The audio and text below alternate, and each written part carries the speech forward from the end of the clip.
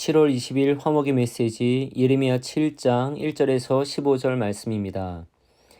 여호와께로부터 예레미야에게 말씀이 임하니라. 이르시되 너는 여호와의 집 문에 서서 이 말을 선포하여 이르기를 여호와께 예배하러 이 문으로 들어가는 유다 사람들아, 여호와의 말씀을 들으라. 만군의 여호와 이스라엘의 하나님께서 이와 같이 말씀하시되 너희 길과 행위를 바르게 하라. 그리하면 내가 너희로 이곳에 살게 하리라. 너희는 이것이 여호와의 성전이라 여호와의 성전이라 여호와의 성전이라 하는 거짓말을 믿지 말라. 너희가 만일 길과 행위를 참으로 바르게 하여 이웃들 사이에 정의를 행하며 이방인과 고아와 과부를 압제하지 아니하며 무죄한 자의 피를 이곳에서 흘리지 아니하며 다른 신들 뒤를 따라 화를 자초하지 아니하면 내가 너희를 이곳에 살게 하리니 곧 너희 조상에게 영원 무궁토록 준 땅이니라. 보라, 너희가 무익한 거짓말을 의존하는도다. 너희가 도둑질하며 살인하며 간음하며 거짓 맹세하며 바알에게 분향하며 너희가 알지 못하는 다른 신들을 따르면서 내 이름으로 일컬음을 받는 이 집에 들어와서 내 앞에 서서 말하기를 우리가 구원을 얻었나이다 하느냐. 이는 이 모든 가증한 일을 행하려 함이로다. 내 이름으로 일컬음을 받는 이 집이 너희 눈에는 도둑의 소굴로 보이느냐. 보라, 나 곧 내가 그것을 보아노라. 여호와의 말씀이니라. 너희는 내가 처음으로 내 이름을 둔 처소 실로에 가서 내 백성 이스라엘의 악에 대하여 내가 어떻게 행하였는지를 보라. 여호와의 말씀이니라. 이제 너희가 그 모든 일을 행하였으며 내가 너희에게 말하되 새벽부터 부지런히 말하여도 듣지 아니하였고 너희를 불러도 대답하지 아니하였느니라. 그러므로 내가 실로에 행함같이 너희가 신뢰하는 바 내 이름으로 일컬음을 받는 이 집 곧 너희와 너희 조상들에게 준 이곳에 행하겠고 내가 너희 모든 형제 곧 에브라임 온 자손을 쫓아낸 것 같이 내 앞에서 너희를 쫓아내리라 하셨다 할지니라. 아멘. 다소 도발적인 제목이 붙었습니다. 이것은 교회가 아니다. 유일한 예배당이던 예루살렘 성전에 사람들이 모여 제사를 지내러 옵니다. 그 성전은 하나님이 지정하신 성막이 발전되어 만들어졌습니다. 성막은 광야 기간 40년 동안에도 유지되었습니다. 성막과 그 성전이 있는 깊은 곳에 있는 번제단은 하나님의 임재를 상징했습니다. 그 번제단이 있고 그 번제단이 있는 성전과 성막이 있는 한 하나님은 그곳을 보호하실 것이었습니다. 그 성전에서 예배드리는 것은 모두에게 당연한 일이었고 반드시 해야 할 일이었습니다.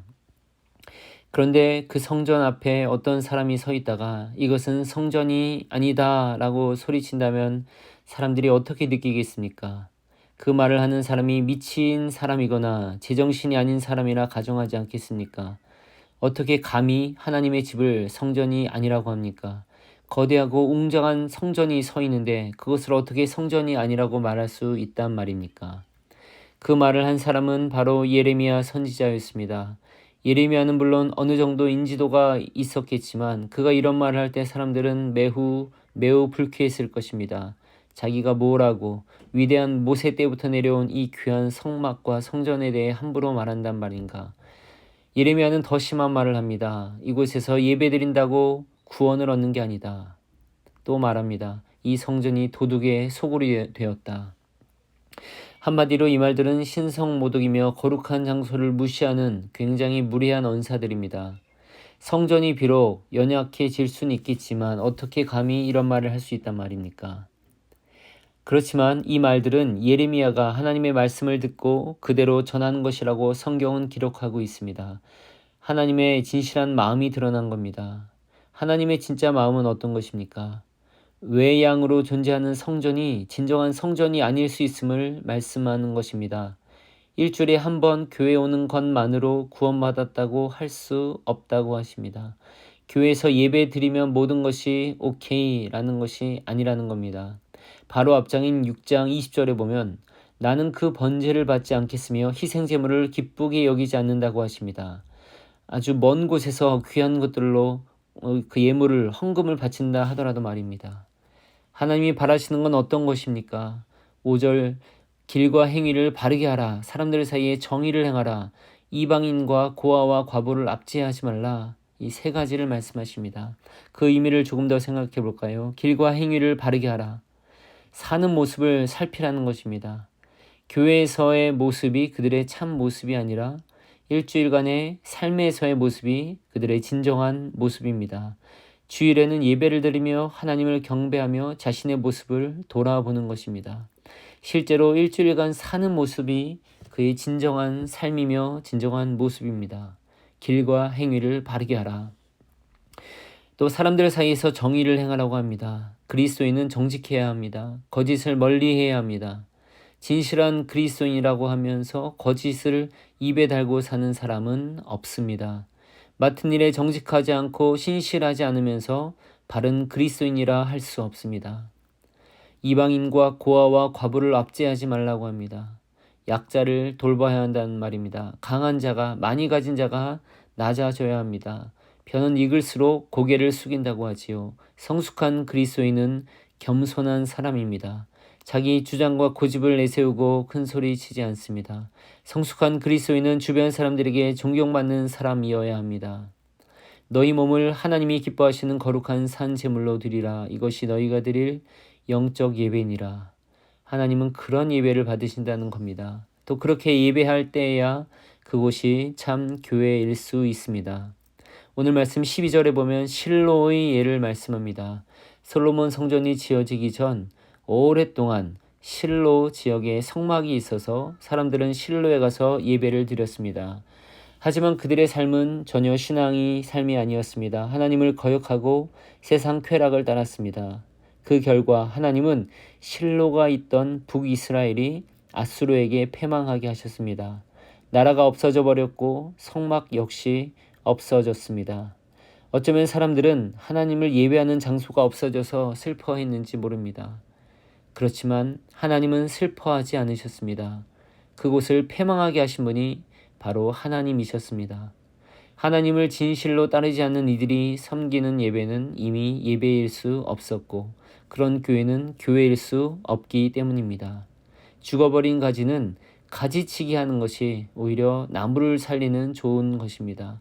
하나님은 가지치기를 하는 분이십니다. 오늘날에 적용해 봅시다. 여러 이민교회가 있습니다. 그렇지만 교회 간판을 걸고 교회 건물이 있다고 해서 그것들이 모두 하나님이 기뻐하시는 교회가 아닐 수 있습니다. 대사는 그 본국의 명령을 받들고 수행할 때에만 대사입니다. 본국의 명령과 어긋나게 행동할 때 이미 대사로서의 의미는 끝납니다. 참되게 예배하는 교회, 그리스도인답게 살아가며 그리스도를 머리로 주인으로 그렇게 섬기는 공동체가 참된 교회입니다. 그런 교회만이 하나님의 영광을 드러냅니다.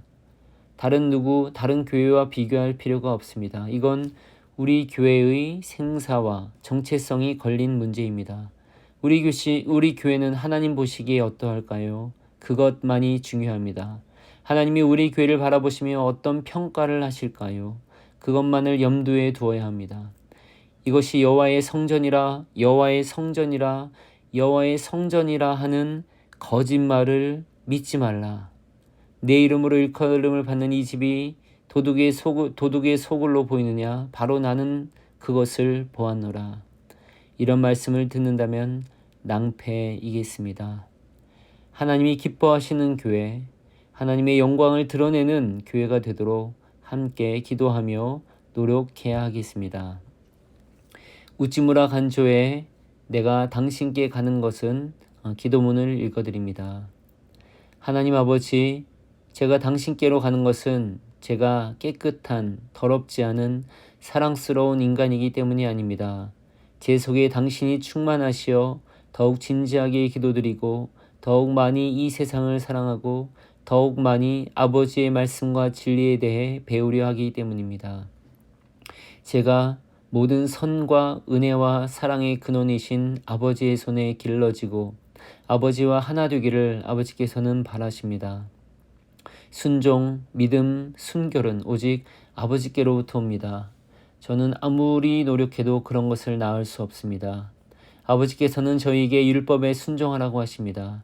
저희가 율법을 다 지킬 수 있어서 그렇게 명하신 것이 아니라 저희가 자신의 무능을 깨닫고 아버지께 귀의하여 아버지와 하나 되게 하시려는 것입니다.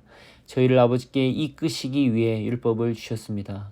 그러므로 오 주여, 저는 저 자신의 전적인 무능과 타락을 인정하고 아버지의 생명으로 충만해지기 위해 아버지께 나아갑니다. 저는 더럽습니다. 깨끗하게 해 주소서. 제게는 믿음이 없습니다. 믿음을 주소서. 저는 어둠입니다. 밝혀 주소서. 저를 죄에서 깨끗하게 하옵소서. 예수 그리스도의 이름으로 기도드립니다. 아멘. 우리는 주의 백성이오니 찬양이 이어집니다.